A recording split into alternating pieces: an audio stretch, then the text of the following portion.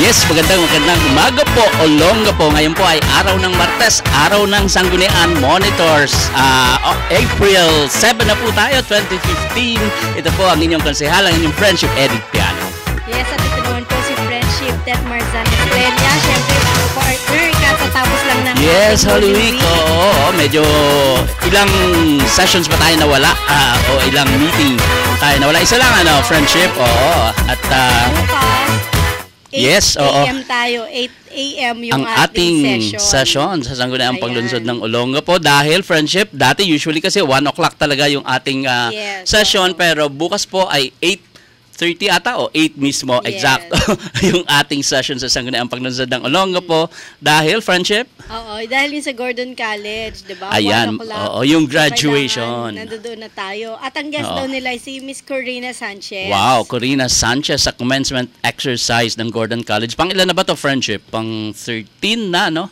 O 14 Na-commence siguro, na. mga Tagal ganon, na. ano? Oo. Anyway, ayun nga, Friendship. Teka, batiin muna natin yung kanina pa naghihintay sa atin Right. Lina ng pinagpala. Ayan, kanina pa siya nag-text. Oo. So, magandang umaga po. Lalo na dyan sa New Cabalan ng Gordon Heights. Yes. Mamaya po sa lahat ng mga drivers and operators ng Gordon Heights, i-announce lang natin na 3 o'clock ay meron po tayong committee meeting nung kanilang nire-revise na barangay revenue Code, oo. Ayan, para malaman natin, Friendship, kasi marami nga ang nagtatanong nga dahil sa balakin ng Barangay Gordon Heights na magpabayad, no, parking fee, no, Friendship, doon sa kanilang lugar. Parang, Kaya, ang tawag doon, road users fee. Parang Oo, 3 wow, piso yata. oo. Bawat tricycle o bawat jeepney. So, lilinawin natin yan mamaya. yes, I think Sangguniang dapat Panlunsod syudad, Session Hall. dapat city ang gagawa o ang magkakaroon ng ordinansa na ganyan, Friendship, at hindi lang barangay, kasi usapin ng pera ito at malaking pera ito, Friendship, yung tinatawag na road users tax. Oo, ayan. So, tingnan natin mamaya ang mga hinaing ng ating mga drivers and operators. Yes, Friendship. So, magandang umaga din po sa lahat ng ating mga vendors, security guards, lalo na yung mga purok tanod, sa Kabipat, dyan po sa Santa Rita, sa Barreto, sa Nukab, at saka sa Gordon Heights, pati sa Oo. Old Cabalan, na laging may nagte-text sa atin na nakikinig Ayan, at nanonood daw sila And sa TV22. Yes, Friendship. And speaking of Old Cabalan, ako po, ayun, ang saya ng aming bonding, nung Easter, nung Sunday, Friendship, with our constituents in Barangay New Cabalan, sa pangunayan ng mga constituents natin from Purok 1 sa Barangay New Cabalan, Purok 4, Purok 5 sa Iram, Friendship, and of course sa pangunguna rin ng ating kaibigan na si Mr. Jerry Moreno. Maraming salamat po sa inyong imbitasyon. At Ayan, yung si Ma'am kanyang, Badet. Yun, napakagandang Kanyang asawa at ayan. napaka-sexy si At Ma'am Badet. napakasarap magluto. At napakasarap magluto, ang sarap ng pagkain. Ayun. So magandang umaga po lahat sa inyo diyan sa New Cabalan. Opo, para sa mga gustong sumali sa chikahan Yes, at Friendship. gustong mag-text po, i-text nyo lamang po kami sa Smart 0999-888-6509. At sa Globe naman ay 0917-421-3446. You may email at sanggunianmonitor@gmail.com o kaya po ay i-search nyo po kami sa Twitter. I-search nyo lang po at Sanggunian TV22. Yes, and of course sa Facebook, yung Olongapo City Council, mainit na mainit. Lahat po ng mga balita na gusto nyong malaman ay mababasa nyo o doon sa mga postings sa Olongapo City Council page. And of course, may kanya-kanya kaming FB page, account sa Facebook ni Friendship Tet Marzan. Yung sa akin po, Edic J. Piano. At sa akin naman po ay Tet Marzan. I-search nyo lamang oo. po yun. And of course, yung ating Sanggunian Monitor sa sa Facebook din, Friendship. Yung Olongapo At sa City Twitter, Council. meron po kami yan. Both sa Facebook at sa Twitter na naniniwala tayo kasi, Friendship, na kailangan talaga ginagamit natin, lalo na sa kasalukuyang panahon, ang social media, napaka-importante na magbigay tayo ng mga balita sa ating mga mamamayan gamit ang social media dahil karamihan po sa kanila sa mga huling survey na ginawa ng ating national government ay talagang malaki na ang porsyento ng mga taong gumagamit ng social media, specifically yung ating Facebook at yung Twitter. At gusto ko lamang batiin ng belated happy birthday si Kagawad J. Daduya ng Barangay Pag-asa. Uy, happy birthday, Ayan. Kagawad J. Daduya. At syempre binabati natin si Kap Katalogan dyan at sa lahat ng mga Oo. kagawad at mga Ayan. barangay officers dyan po sa Pag-asa. Yes. Magandang umaga po. Ayun po. And of course, binabati din natin ang JM Productions, no? Andito ngayon si JM Orpiano, nakasama ko mamaya papuntang Manila. At of course, ang kanyang sister na si Joy na nandoon ngayon kala Inday Costa Verde ba yon? Castro Verde. Ayan, Castro Verde, yan, ng Bigonia Street, Santa Rita. And of course, ating mga mothers, friendship, former Kagawad Rosita Piano, si Rose Piano, ang aking nanay. Magandang tanghali po. At syempre si Mama Beth Daduya na Ayan. laging nanonood sa atin. At laging nagtitext, ina-update tayo sa lahat ng mga bagay na nangyayari dito sa lungsod ng Olongapo. Po si Ma'am Beth, magandang umaga po. At yun. At babating ko rin ng happy birthday ngayong araw na to si Miss Hazel Cristoria. At syempre, binabati natin lahat ng ating mga kaibigan and sponsor si Sir William Ramos ng Capstone Institute of Business and Arts. Ayun. So lahat po ng gusto magpa-scholar sa Gordon College ay Oo. open pa rin po. Sa Capstone. Sa Capstone Oo. at saka sa AMA Computer Learning Yes, Center. oo. Ayun. Tapos, advance happy birthday na rin po kay Chan Amistad ng Gordon Heights. Ayan, happy At birthday syempre po. si Kamanding. Oh, Bukas. Mag-birthday ba, Kamanding? Yes, bukas ang birthday niya. Ayun. Tsaka si Sir Ricky Basanyes. Ayun, At si happy Brother birthday Wilson Plata ng Couples for Christ. Ayan, maraming At syempre may yung birthday kapatid na ni friendship. bukas din ang birthday ni Mama Gladys, si Dave. Really? Oo. Jay Chabu. Oo, di ba nasa Singapore pa ba? Yes, oo. Ayun, oo. Yung ina-update kasi, ina-upload kasi natin itong ating palabas sa YouTube at I'm sure doon tayo mapapanood ni Dej, no? Happy birthday. Ayan. Ayun, friendship, sino pa ba? Yung ating ating mga, mga of course, transport. yung transport group natin, magandang umaga po sa inyong lahat, sa ating 17 barangay, no? At sa mga kapitan at mga kagawad ng mga barangay, magandang umaga po. At of course, yung ating mga staff sa City Council. Ayan, nakatutok Hindi na sila natin ngayon. isa-isahin ang ating Yes. mga staff sa Friendship. City Council. Ayan. Yes, and friendship, binabati ko na rin yung aking lolo na balikbayan galing sa Estados Unidos, si Lolo Amboy o Lolo Pablo Cajalco ng Barangay Banikain. Ayan. Andyan na si Alam mo, Lolo. andito siya ngayon sa Barangay Banikain. And friendship, Pupuntahan pinost natin si ko. Lolo. Sige, bisitahin natin. Pinost ko yung kanyang picture doon sa, kasi yung dating George Dewey High School, no, ni-renovate nila yung pinaka-monument doon, yung globo tawag nila, no? At yun nga, inayos nila ito na restore at napakaganda na ngayon. Actually, pwedeng bumisita yung mga alumni ng George Dewey High School. Nung naalala mo, friendship, buhay ka na ba noon? Nung meron pa tayong high school sa US Naval Base at dyan talaga nag-aaral yung mga anak ng mga servicemen, no? American servicemen, Ang naalala ko Filipino lang nun, mga servicemen. ballpen na skill craft. Ayun, oo, ang dami nun, friendship, ano? Those were the Tsaka days. mga Pringles na hindi mo Oo. pwedeng ilabas. Oo. Yung mga- Ayun, kaya mga konti lang ang Oo nga, ano, ang ng hirap mga sa ganon, gate. Oo. duty-free. So, ayan po, kasama ng aking lolo, yung kanyang anak na si Ate Delia. Magandang umaga po sa inyo Magandang dyan sa umaga po at Barangay maya-maya po ay Banikain. pupuntahan namin po kayo. Sige po. At friendship, Yes. oo, may mga announcement ka pa ba? Ah, Yung mga job fair natin. yes, oo, May sige, mga nagte-text mabilis sa lang. atin. Oo, yung ating pong mga openings, no? Sa mga naghahanap ng trabaho, sa SBMA Labor Center po ay naka-announce doon na yung Vibro Equipment and Parts Far East Company ay nangangailangan ng MIG or MIG welder or fabricator at nangangailangan din ng machinist. Yung Subic Duty Free Shop Incorporated ay nangangailangan ng HR supervisor. Yung O1 Property Ventures Corporation ay nangangailangan ng accounting assistant, computer programmer.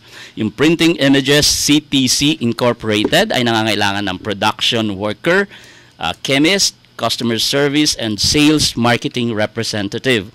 Yung HMR Philippines Incorporated ay nangangailangan ng HR officer. Yung UniHealth Baypoint Hospital and Medical Center Incorporated Marami-rami ito, friendship, ay nangangailangan ng occupational therapist, ng respiratory therapist, ng human resource manager, ng health station nurse, ng marketing assistant, ng accounting assistant, ng customer relations officer, ng donor recruitment officer, ng phlebotomy nurse, ng physical therapy nurse or reliever, ng CSR clerk reliever. Ayan po, marami-rami ang mga openings diyan sa ating Bay Point Hospital. At ang International Freeport Traders Incorporated ay nangangailangan ng ad and promo staff. Yung Nisera Philippines Incorporated ay nangangailangan ng production planner, production trainer.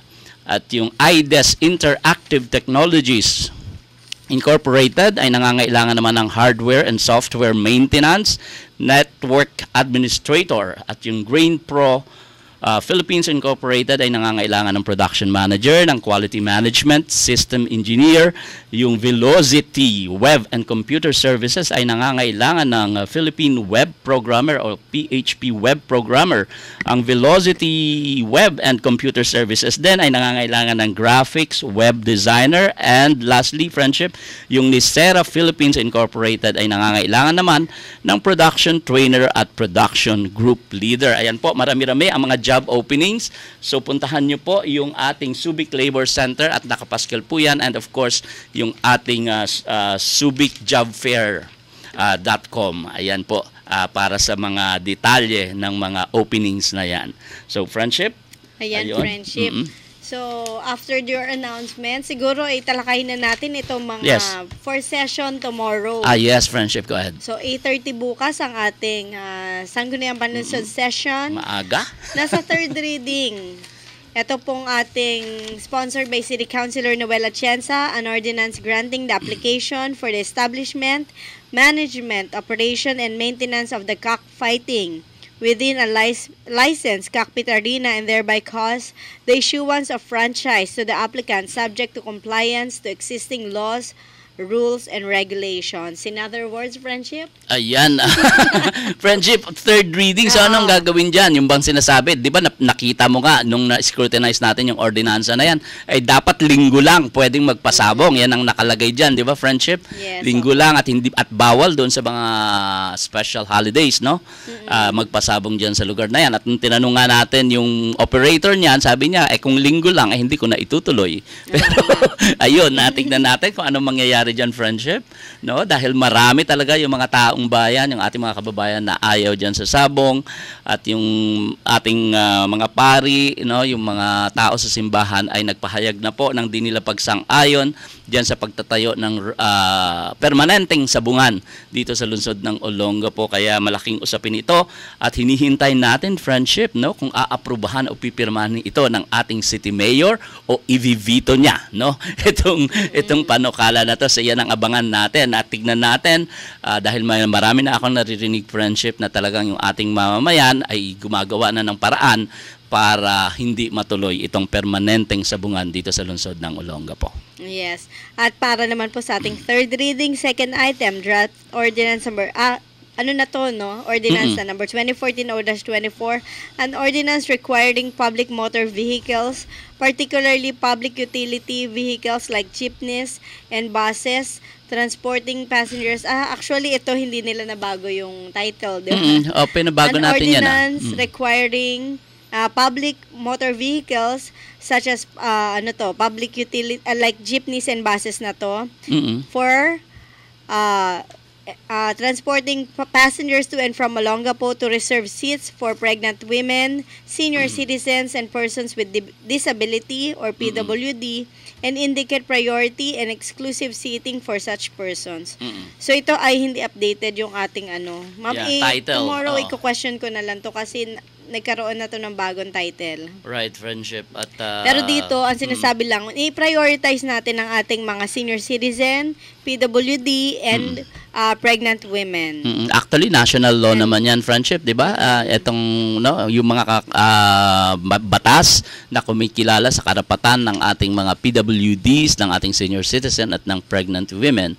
Yun yung question ko kay, nagde-devil's advocate ako, friendship, kay sa proponent niyan, si Konsehal Jong Cortez, sabi ko, why rock the boat?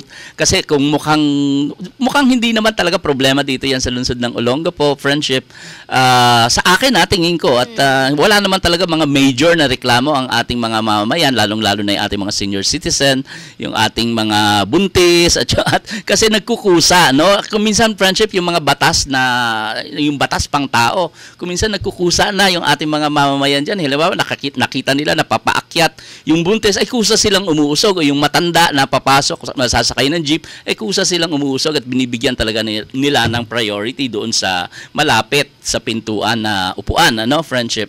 Kaya, ayun lang, sabi ko kay ating Konsehal Jong Cortez, kung hindi naman yan major problem, sabi ko, why rock the boat? Baka pag labas tayo ng ordinansa tungkol dyan, baka magkaroon pa ng mga problema at magamit pa kung saan yung ordinansa natin. Yun lang naman yung point ko. Pero bumoto naman tayo dyan, friendship, kasi para naman yan sa kapakanan ng ating PWDs, ng ating senior citizen at ng ating mga babae na buntis, yung ating mga buntis, ibig sabihin babae talaga yun. Kasi babae lang nagbubuntis. May lalaki daw bang buntis? Kasi laging pregnant women. Oo. Dapat daw pregnant na lang, so gagawing noun yung at hindi adjective.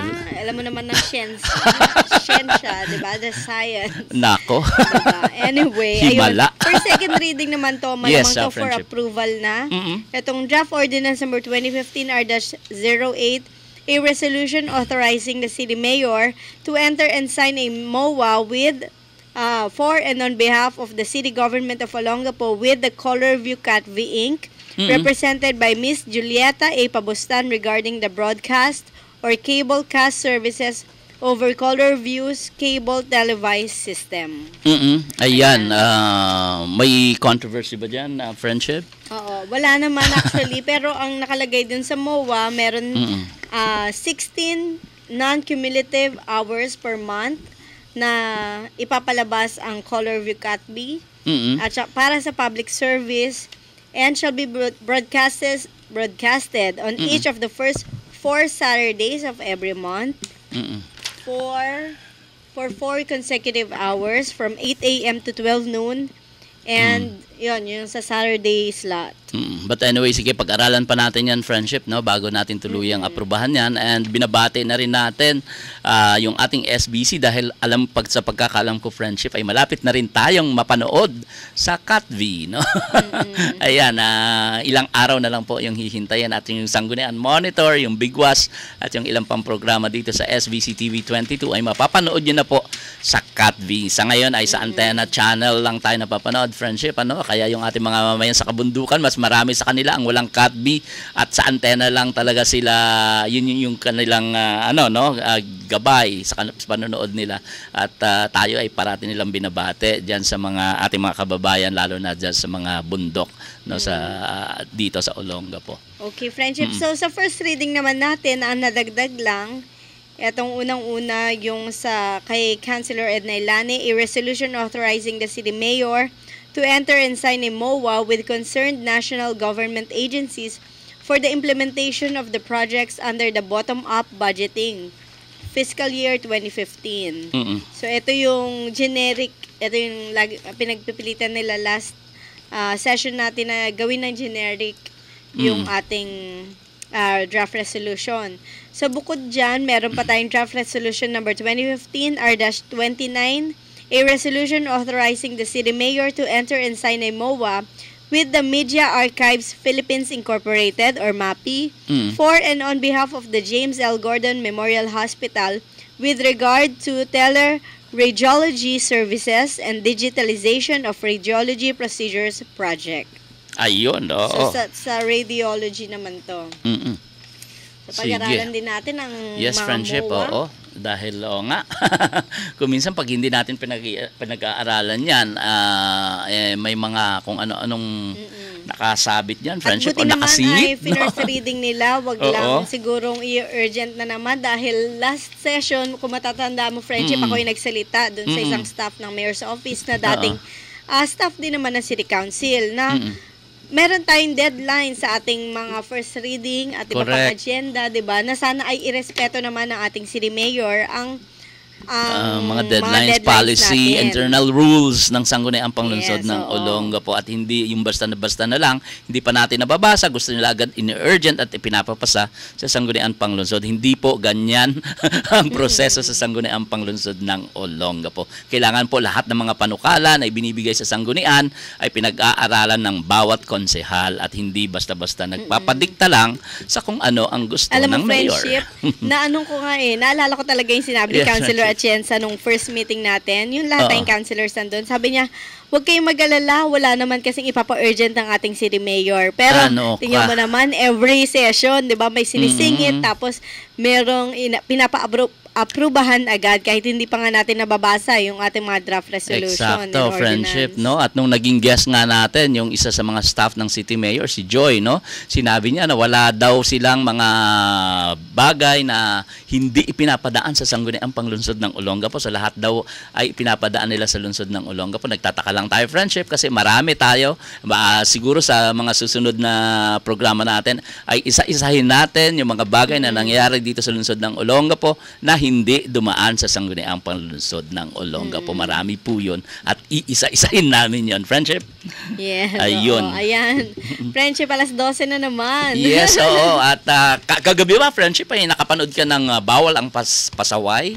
No? Hindi Guest na. ni Maring Winnie Monsod, si Professor Winnie Monsod, ang ating gobernador na si Vilma Santos, at napakahusay ng kanyang mga sagot doon sa panayam, no? Napaka-tough ng mga questions, pero napakahusay at yung kanyang ginawa bilang nung mayor siya ng Lipa ay isang magandang friendship modelo, no?